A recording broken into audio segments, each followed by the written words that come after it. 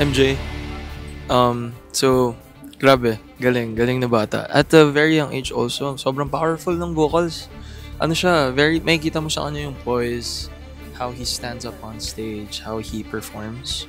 Nandun talaga yung, parang para sa kanya yung The Voice eh.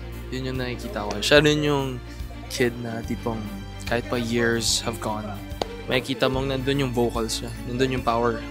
It's not gonna go away basta-basta. Basta wag niyang papabayaan, of course. Pero, yeah, if he keeps on singing, I think he's gonna go really, really far.